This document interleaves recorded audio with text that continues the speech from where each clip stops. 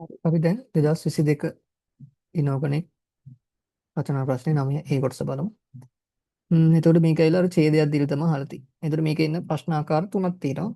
එකක් තමයි ඡේදයක් එන්න පුළුවන්. අනිත් එක වගුවක් එන්න පුළුවන්. අනිත් එක තමයි ගැලීම් සටහන ෆ්ලෝ chart එක. හරි ඔය ආකාර තුනෙන් තමයි එන්න පුළුවන්. දැන් එතකොට කලින් අවුරුද්දේ ආයේ ෆ්ලෝ chart එක. ඊට කලින් ෆ්ලෝ chart එක.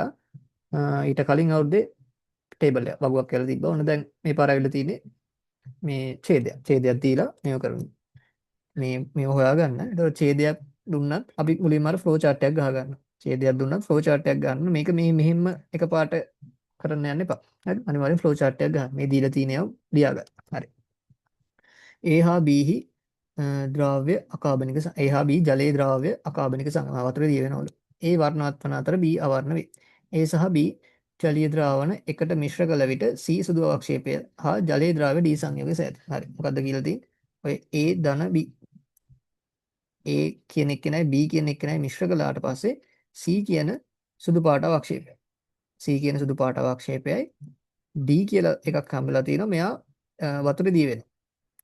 ජල ද්‍රාව්‍ය වතුරේ දී වෙනවා. හරි මේ විදිහට කෙටියෙන් ලියාගන්න. හරිද? හරි. ඊට පස්සේ මේ A කියන එක්කෙනා වර්ණවත්ලු. මෙයා වර්ණවත්. මෙයා අවර්ණ. අකාබනික සංයුග. මේ දෙන්නම වතුරේ දී වෙනවා. දෙන්නම ජල ද්‍රාව්‍ය. හරි. ඊට පස්සේ මොකද්ද කියලා තියෙනවා? තනුක HCl හි C ද්‍රාවණය වී එක් ඵලයක් ලෙස කටුක ගන්ධයක් ඇති ඊ වායුව ලබා දෙනවා. මෙන්න මෙහාට තනුක HCl දැම්මට පස්සේ ඊ කියන වායුවක් දීලා තිනවා. මේ ඊ වායුව ඇවිල්ලා එයාට කටුක ගඳක් තියෙන්නේ. කටුක ගන්ධය. කටුක ගන්ධයක් තියෙන ඊ වායුව ලබා දෙයි. ඒක මොනවද මේ කටුක ගන්ධයක් තියෙන වායු? අපි දෙකයිනේ කතා කරේ. එකක් SO2 හරිද? එකක් SO2 අනිත් එක NO2. එතකොට මේ E කියන එක එක්කෝ SO2 නැත්නම් NO2. ඔය දෙකෙන් එකයි. කටුක සරගන්ධය අර තනු කම්ලයේ දීමිදි වායු පිට වෙන නෑනේ මතකයිනේ. CO2 NO2 SO2 ඕනේ අපි කතා කරේ. හරිද? ඊට පස්සේ NO2 ඔව් CO2 කතා කරා SO2 කතා කරා NO2 කතා කරා. එතකොට ඒකෙන් කටුක සරගන්ධයක් දුන්න වායු දෙක තමයි SO2 NO2. H2S H2S උත් තිබ්බා. H2S ගත්තොත් එයා දුර්ගන්ධයක් දෙයි. හරි කටුක ගන්ධයක් කියලා කිව්වොත් H2S උත් ගන්න පුළුවන්. කටුක සැර ගඳක් එන්නේ නැහැ H2S වලින්. හරි ඒක ගඳක් ඒ. සැර ගඳක් එන්නේ මෙයාලගේ. ඒතකොට සැර ගඳක් කියන හේතුව තමයි ඔක මේ වැඩිපුර අල්ලගෙන හිටියොත් නහයට අල්ලන් හිටියොත් මේක ඇස්සක් කියලා. හරි. හරි. එතකොට මේක SO2 වෙන්න පුළුවන්. නැත්නම් NO2 වෙන්න පුළුවන්. එතකොට SO2 වෙනවනම් මේකේ මේ SO3 2- තියෙන්න පුළුවන්. NO2 වෙනවනම් මේකේ NO2- තියෙන්න පුළුවන්. හරි. දැනට අපි බලාගෙන යමු. ඊළඟ මේක තයෝසල්ෆේට් වෙන්න පුළුවන්. හැබැයි එතකොට මේ සල්ෆත් අවක්ෂේප වෙනවා. ඒකේ විශේෂ එකක් මේක නිසා ඒක කියන්න ඕනේ. තයෝසල්ෆේට් වෙන්න බෑ. මං හිතන විදිහට. හරිද? මොකද තයෝසල්ෆේට් වලට අණු අම්ලයක් දැම්මම පස්සේ SO2 පිට වෙනවා. ඊට අමතරව සල්ෆර් කියන ඔය ඒක අවක්ෂේප වෙනවා. ඒක ආවිලතාවයක්, අවලම්බනයක්. අද එකේ වචන තියෙයි සුදු පාට අවක්ෂේපයක්, ලාකහ අවක්ෂේපයක්. ඒ වගේ එකක් දෙන්න ඕනේ. මොකද ඒක විශේෂයි. මෙතන එහෙම මුකුත් දීලා නැති නිසා ඔක ගොඩක් වෙලාවට SO3 2- හෝ NO2- වෙන්න පුළුවන්. හරි. ටිකක් කරගෙන යන්න. ඊ ආම්ලීකృత පොටෑසියම් ඩයික්‍රෝමේට් ද්‍රාවණය තුලින් යවූ විට ද්‍රාවණය කොළ පැහැට E කියන එක්කෙනා යවලා තිනවා H+ ඩයික්‍රෝමේට්. එතකොට ඩයික්‍රෝමේට් සෙට් ඩයික්‍රෝමේට් එනවා කියන්නේ අනිවාර්යයෙන් මේක රෙඩොක්ස් එකක්. හරිද? රෙඩොක්ස් එකක්. එතකොට රෙඩොක්ස් එකකදී රෙඩොක්ස් පෙන්නපු අර ලිස්ට් එකේ තියෙන වායුව මොකද්ද? රෙඩොක්ස් පෙන්නපු වායුව NO2 තිබ්බේ නැහැ නේ ලිස්ට් එකේ. අනිවාර්යයෙන් මේක SO2. මේ රෙඩොක්ස් පෙන්නන රෙඩොක්ස් සම්බන්ධ රෙඩොක්ස් ප්‍රතික්‍රියා පෙන්නපු වායු දෙකයි තිබ්බේ H2S SO2 NO2 නෑ. එහෙනම් මේක අනිවාර්යෙන් SO2 වෙන්න ඕන. එහෙනම් E කියන වායුව ඇවිල්ලා SO2. මොකද රෙඩොක්ස් සම්බන්ධ වෙන්නේ SO2 H2S. E එක අනිවාර්යෙන් SO2 වෙන්න ඕනේ. හරි. එහෙනම් මේ C කියන ද්‍රාවණය සල්ෆයිඩ් තියෙන්න ඕනේ. සල්ෆයිඩ් තියෙන්න ඕනේ. හරි. කොළ පැහැට ඇරේ හේතුව තමයි මේ SO2 SO4 2- වෙනවා. හරි මේකෙදි අහලා නෑ ඒවා. හරි මේකෙදි වෙන්නේ SO2 SO4 2- වෙනවා. ඔය ඩයික්‍රෝමේට් Cr3+ වෙනවා. ඒතර මෙන්න මේක කොළ පාට.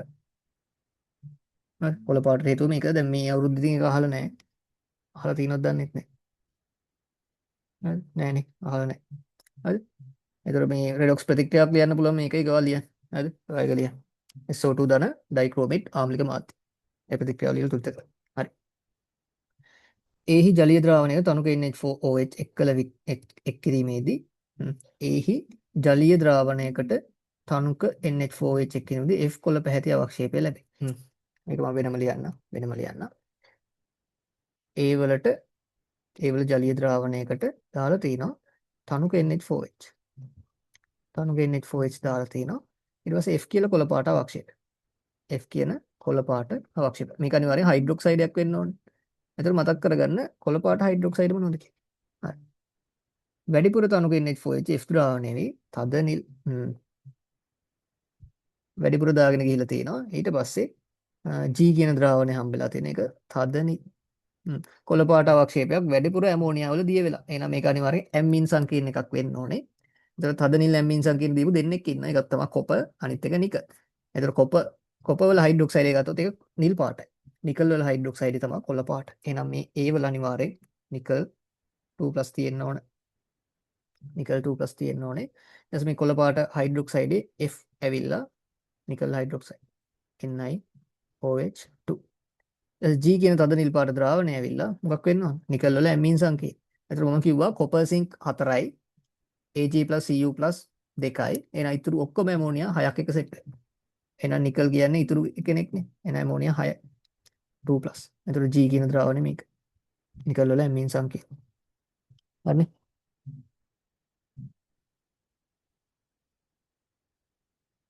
හරි. ඊට පස්සේ හරි. NH4OH NH4Cl එක් කරන ලද ජලීය ද්‍රාවණ තුන H2S බුබුලකට කළු අවක්ෂේපයක් සෑද. NH4OH එකතු කළ ජලීය ද්‍රාවණයක් තුන H2S කළු අවක්ෂේපයක් සෑද. ද්‍රාවණයක් ලබා දේ. හරිනේ ඒකිනුත් තේරෙන්න ඕනේ. ඔය කළු අවක්ෂේපය මොකද්ද?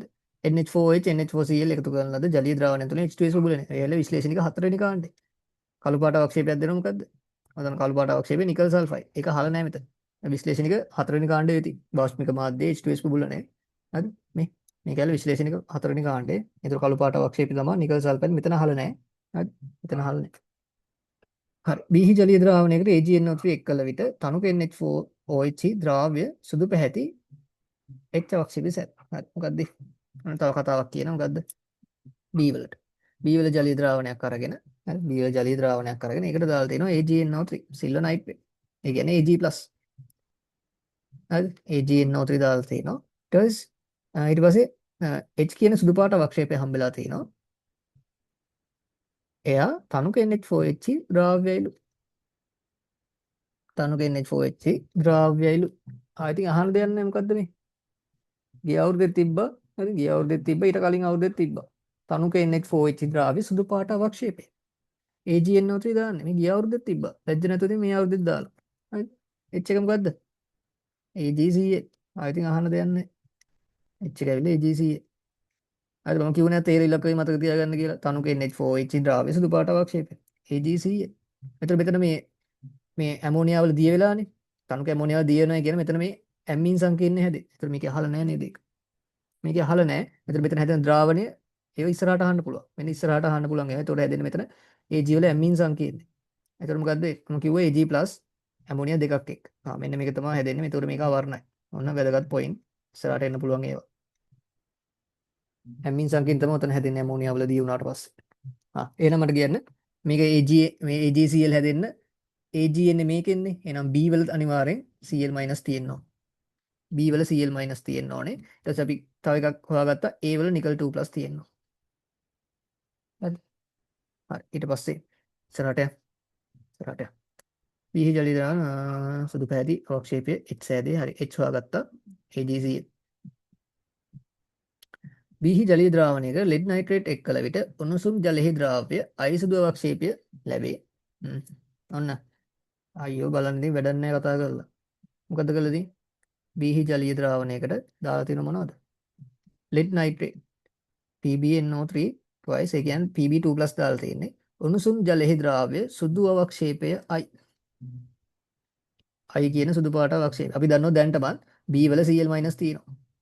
හරි B වල Cl- තියෙනවා. මොකද අපි මේක මෙතනින් හොයාගත්තනේ. එහෙනම් මොකද්ද හැදෙන්නේ? ඒකේ තියෙන Cl- එක මේකේ කැටායන යන Pb2+. එතකොට මොකද්ද හැදෙන්නේ සුදු පාට අවක්ෂේපය? PbCl2. මෙන්න මේක තමයි සුදු පාට අවක්ෂේපය. කී අවුරුද්දෙත් තිබ්බා. හරිද? මම ඔය කිව්වේ පත් කරද්දී වෙන අවක්ෂේප PbCl2 PbBr2 PbI2 සුදු ලා කහ රන්වන් කහ. හරි සුදු ලා කහ කහ. හරි එතකොට PbCl2 තමයි මෙතන I කියන අවක්ෂේපය. බලන්න කොච්චර ලේසිද කියලා. I කියන අවක්ෂේපය අර එකම අහන්න ගිය අවුරුද්දෙත් අහලා තිබ්බ මේ අවුරුද්දෙත් අහනවා. PbCl2 ඒත් බෑ. හරිද? ඒත් ඔයාලට බෑනේ කරගන්න. වැඩක් නැහැ ඉතින් කතා කරලා. ලෙඩ් නයිට්‍රේට් එක්ක කළු උණුසුම් ජලය දාලා සුදු පාට අවක්ෂේපය. හරි. I කියන්නේ તો ලෙඩ් ක්ලෝරයිඩ්. හරි. Lead chloride. බීහි ජලීය ද්‍රවණය තනුක H2SO4 එක් කර විට ඔන්න අනිත් එක. තව ප්‍රතික්‍රියාවක්. මොකද්ද කරලා තියෙන්නේ? බීහි ජලීය ද්‍රාවණයකට දාලා තිනවා තනුක H2SO4. තනුක H2SO4 දාලා තිනවා. ඊට පස්සේ J කියලා සුදු අවක්ෂේපයක් හම්බෙලා තිනවා. සුදු අවක්ෂේපයක්. HCl අද්‍රාවය. මේකට තනුක HCl දාලා තිනවා. දිය වෙලා නැහැ. ඔන්න අනිත් තේරවිල්ල. අම්ල තුල තනුක අම්ල තුල දිනවන සුදු පාට අවක්ෂේපය. මොකද්ද? ඔන්න ඊළඟ තේරවිල්ල තනුක අම්ල තුල දිනවන සුදු පාට අවක්ෂේපය. ඇවිල්ලා බේරියම් සල්ෆේට්. මේ J බේරියම් සල්ෆේට්. ආය අහන්න දෙයක් නැහැ. තනුක අම්ල තුල දිනවන සුදු පාට අවක්ෂේපය. Barium sulphate. හරි. එතකොට මේකේ J ඇවිල්ලා බේරියම් සල්ෆේට්. Barium sulphate. ඊට පස්සේ ආ හිතන්න ඕනේ තනුක අම්ල තුල දින වෙන තවත් සුදු පාට අවක්ෂයක් තියෙන. ඒක තමයි ලෙඩ් සල්ෆේට්. ඒකත් පොඩ්ඩක් ඔළුවේ තියාගන්න. හරිද? ඉස්සරහට ඕනේ. තනුක අම්ල තුල දින වෙන සුදු පාට අවක්ෂේපය ගිහුවම ඩක් ගාලා උඩට එන්න ඕනේ බේරියම් සල්ෆේට්. හරිද? ඊට පස්සේ තව එක්කෙනෙක් ඉන්නවා ලෙඩ් සල්ෆේට්. ඔන්න වැදගත් දේවල් දෙකක් කිව්වා. හරි. එතකොට මේ බේරියම් සල්ෆේට් හැදෙන්න නම් හරි බේරියම් සල්ෆේට් හැදෙන්න නම් සල්ෆේට් එන්නේ මෙයාගෙන්. හරි බේරියම් සල්ෆේට් හැදෙන්න නම් සල්ෆේට් මෙයාගෙන් එන්න ඕනේ. එහෙනම් බේරියම් එන්නේ කාගෙන්ද? B වලින් එන්නේ. එහෙනම් B වල බේරියම් 2+ තියෙනවා. ඊට පස්සේ අපි කලින් කතා වුණා බේරියම් වල මේ B වල Cl- උත් තියෙනවා කියලා. එතකොට බේරියම් වල දැන් ඔන්න අපි කතා වුණා බේරියම් 2+ උත් තියෙනවා. එහෙනම් B කියන්නේ මොකක්ද? B එක බේරියම් ක්ලෝරයිඩ් වෙනවා. BaCl2. මම කොච්චර ඉස්සෙද කියලා. මේක ගන්න මේ තවත් දීලා තියෙන පහන්සිල් පරීක්ෂාවේදී B කොළ පැහැති දැල්ලක් ලබා දී. පහන්සිල් පරීක්ෂාවේ කොළ පාටක් දෙන්න කවුද? ඇපල් කොළ කියන්නේ බේරියම්. කෙලින්ම ගන්න පුළුවන්. අර මොකද මෙතන මේක දෙන්න හේතුව මොකද්ද කියලා දන්නවද? ඒක තේරෙනවද ඔයාලට? දැන් තේරෙන්න ඕනේ මේක දෙන්න හේතුව ඇයි කියලා. මොකද මේකෙදි ලෙඩ් සල්ෆේට් වෙන්නත් පුළුවන්. උත්තර දෙකක් එනවා. J කියන එක බේරියම් සල්ෆේට් වෙන්නත් පුළුවන්, ලෙඩ් සල්ෆේට් වෙන්නත් පුළුවන්. මොකද මේ දෙකම තනුක අම්ල තුල දිය වෙන්නේ නැහැ. දිය වෙන්නේ සුදු පාට අවක්ෂේප. ඒතකොට මේක බේරියම් කියලා ගන්න තමයි මෙයාලා මේක දීලා තියෙන්නේ. කොළ පැහැති දැල්ලක් කියලා. නැත්නම් මේක උත්තර දෙකක් එනවා. එහෙනම් මේක අනිවාර්යෙන් බේරියම් වෙන්න ඕනේ, ලෙඩ් සල්ෆේට් නෙමෙයි. හරි. මේ ටික හරිනේ. ඊට පස්සේ ඔය එච්චරයි දීලා තියෙන්නේ. ඊට පස්සේ මේ A වල මොනවද තියෙන්නේ? A වල නිකල් 2+ තියෙන්න ඕනේ. මේක හරි. A වල නිකල් 2+ තියෙන්න ඕනේ. කැටායනේ. ඒතකොට නිකල් 2+. එහෙනම් ඇනායනේ මොකක් වෙන්න ඕනද? ඇනායනේ ඇනායනේ අනිවාර්යෙන් සල්ෆයිඩ් වෙන්න ඕනේ. එතකොටනේ SO2 පිට වෙන්නේ. සල්ෆයිඩ් වෙන්න ඕනේ. එහෙනම් මේක ඇවිල්ලා නිකල් සල්ෆයිඩ්. Nickel sulphide. හරිද? A ඇවිල්ලා නිකල් සල්ෆයිඩ්. එහෙනම් මේ D කියන එක මොකද්ද? D කියන එක හරි මේ දෙක එකතු කරාට පස්සේ හැදෙන එක බේරියම් ක්ලෝරයිඩුයි නිකල් සල්ෆේටුයි එකතු කරාට පස්සේ හැදෙනවා බේරියම් සල්ෆයිඩ් ධන නිකල් ක්ලෝරයිඩ්. එතකොට මේක ජලීය ද්‍රාව්‍ය මොකද්ද? බේරියම් සල්ෆයිඩ් ජලීය ද්‍රාව්‍ය නැහැ. අතක දෙවෙනි කාණ්ඩේ සල්ෆයිඩ් ජලීය ද්‍රාව්‍ය නැහැ. හරි. හරි මෙතන ප්‍රතික්‍රියාව ලියන්නම්ම. හරි. මෙතන ලියන්න. හරි. බේරියම් ක්ලෝරයිඩ් ධන නිකල් සල්ෆයිඩ්. Nickel sulphide. මොනවද හැදෙන්නේ? අයන මාරු කරන්නේ. බේරියම් 2+ එක යන්නේ සල්ෆයිඩ් එක. ඒතර බේරියම් සල්ෆයිඩ් හැදෙනවා. හරි. සොරි මේක නිකල් සල්ෆයිඩ් නෙමෙයි මේක barium sulphide. Barium sulphide. A වල තමයි නිකල් තියෙන්නේ. සොරි. C වල නෙමෙයි. හරි. C වල නෙමෙයි. A වල තමයි නිකල් සල්ෆයිඩ් තියෙන්නේ. එතකොට B අපි හොයාගත්තනේ. B ඇවිල්ලා බේරියම් ක්ලෝරයිඩ්. B ඇවිල්ලා බේරියම් ක්ලෝරයිඩ්. හරිද? B ඇවිල්ලා බේරියම් ක්ලෝරයිඩ්. එතකොට මේකට බේරියම් එන්නේ මේකෙන්. හරි? ක්ලෝරයිඩ් එන්න ඕනේ එතකොට. සොරි. Barium sulphide. හරි මේක නිකල් 2+ තියෙන්න ඕනේ. නිකල් 2+ තියෙන්න ඕනේ. එතකොට මෙතන හැදෙන්න පුළුවන් බේරියම් සල්ෆයිඩ් ධන බේරියම් සල්ෆයිඩ් ධන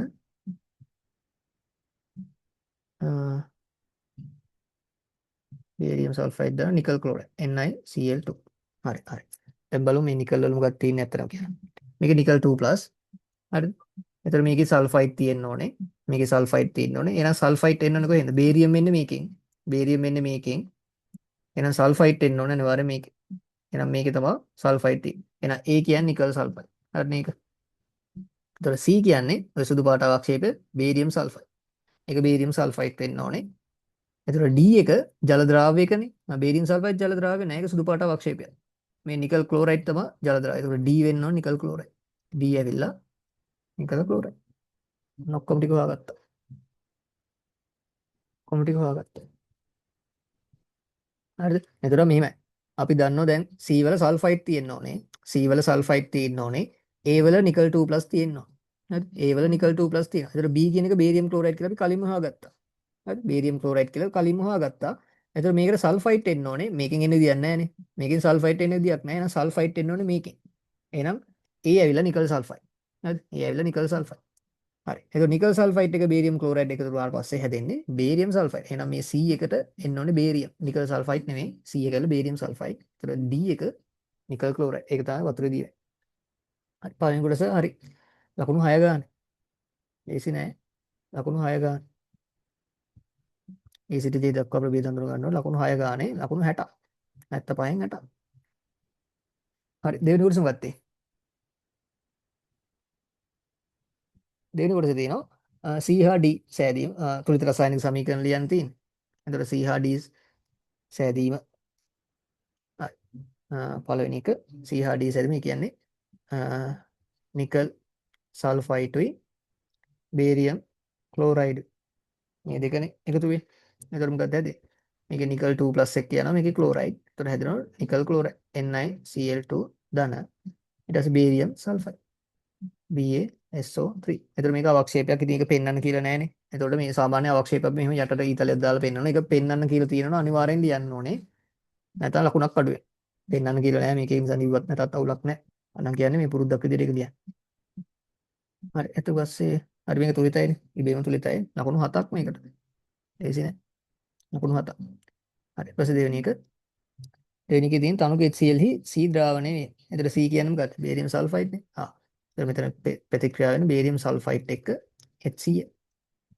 මේ තියෙන්නේ ඇනායනයකට තනු කම්ලයක් යෙදී. හරි මොනවද හැදේ? මෙතන බේරියම් 2+ එක්ක Cl- යනවා. එතකොට හැදෙනවා බේරියම් ක්ලෝරයිඩ් BaCl2. ඊට පස්සේ SO3 2- වලට H+. ඒ කියන්නේ සල්ෆයිඩ් වලට අම්ලයක් දාලා. මොනවද හැදේ? SO2 ධන H2. මේක පිටලා යනවා. මොකද තමයි කටුක සර ගන්ධයක් තියෙනවා. හරි මේක තුලිත කරොත් ක්ලෝරින් දෙකක් තියෙනවනේ. ඒ නිසා මෙතන දෙකක් දාමු. බේරියම් හරි. හරි ඊට පස්සේ තුලිත. ඔය දෙක තමයි. මේක තුලිත කරලා තියෙනවනේ. නැත්නම් නිකම්ම සමීකරණ ලියුවොත් ලකුණු නැහැ. ඒක ලකුණු 8ක්. ඔය දෙක තමයි ලකුණු 75 වෙන්නේ. බලමු කොච්චර ලේසිද කියලා. අර මේ අර වගුවට වඩා ලේසි. ෆ්ලෝ chart එකකටත් වඩා ලේසි. මේ ඡේද ප්‍රශ්න. හරි. ඊට පස්සේ අපි ඊළඟ ප්‍රශ්නෙන් හම්බෙමු.